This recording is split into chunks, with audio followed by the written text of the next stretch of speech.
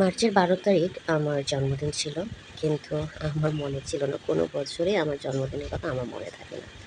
তো হঠাৎ করে সকালবেলা ঘুম থেকে উঠে যখন নাস্তা খেতে বসলাম, জানেনই তো আমার শরীরটা ভালো না, সেই জন্য আমি রোজাগুলো করতে পারি না। তখন আমার ভাইয়ের বউ এসে বলতেছে যে, আজকে আপু আপনার নাকি জন্মদিন, আপনার ভাইয়া ফোন দিয়ে বলতেছে।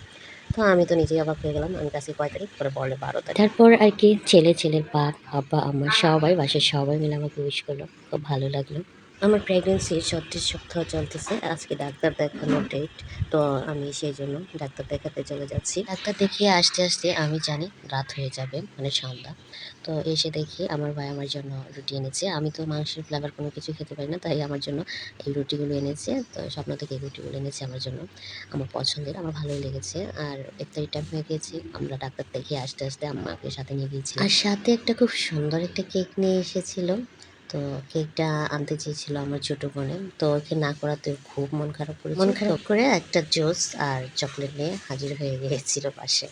যাই হোক, এই ছোট ছোট সারপ্রাইজগুলো আমার খুবই ভালো লাগে। এই ছিল সন্ধ্যার আয়োজন, পোলাও, মাংস, শরবত, আরো অনেক কিছু। এইগুলো ইফতারির আয়োজন। তো আমি মাছ মাংস গন্ধ নিতে পারি না, তাতে কি হয়েছে? আমার ভাই বোন, আম্মা আব্বা তারা তো আছে, তারা তো খেতে পারতেছে। বাসায় যারই জন্মদিন হোক না কেন, জন্মদিনটা আসলে আমার ছেলেরই হয়, কারণ কেক দেখলে সেই খুশি হয় বেশি, আর সেই খাওয়ার জন্য পাগল হয়ে যায়।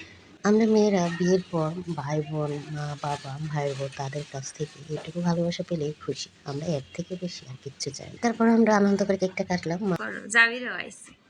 আয়ুব তোমার ফুতেই তো। হ্যাপি বার্থডে ধর ধর আম্মা, আমরা সবাই কেক কাটি। আচ্ছা আয়ুক, তোমার ফুতেই তো আয়ুক। আমি কি আবার না হচ্ছি? ওয়াই তো না, ওয়াইলে ওয়াশরুমে গেল না না, এই পুত্র। এই উল্টা বা কেক কাটছি কস নাকে? এই বাবা আমি গুড়ান নো সমস্যা, ক্যামেরা পুরান আমি তো আমি গুড়া শুরু করে দিলাম। ক্যামেরাতে তো সোজা আছে। জাবির হয়তো কাছে আসো, জাবির কাছে আসো। এটা আমার সৎ ছেলে। তাই কাটতাম না। হ্যাপি বার্থডে বলো আম্মা।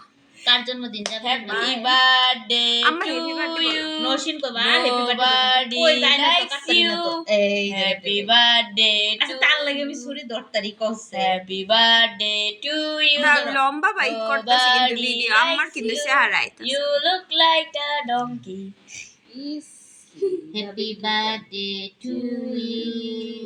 God bless you. Happy birthday dear Ambu.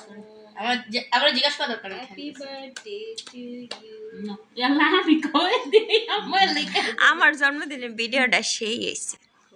তুই ইয়াল্লা সুরি রে খেলছিস দেখছো? ওই যে নরমাল লিভ ওই যে অসুখ আছেন পরে যে বাই দেখাম কি ফিতি শেষ মেশ ফিতি যাবে ফ্যানচা ভিডিও ইউজ করছে না। Fancy দাও যাবে না না, আমরা আছে ওই ওই ভিডিওটা মজা মজা হয়েছে। যাবির ভিডিওর মধ্যে দেখা যাবে ছবি তুল যাবে আমি সব আম্মা লেখা সুস্তামান ছবি তুললাম যাবে খাওয়াই দি। এটা করতে চাইছিলাম না, তারপরও স্মৃতিটা ধরে রাখার জন্য করেই ফেললাম। কারণ প্রেগনেন্সি অবস্থায় যেহেতু কেকটা কাটতেছি, আল্লাহ জানে ভাগ্যে কি লেখা আছে, তাই ভিডিওটা করে ফেললাম যাতে দেখতে পারি। সবাই ভালো থাকবেন, সুস্থ থাকবেন। আল্লাহ হাফিজ।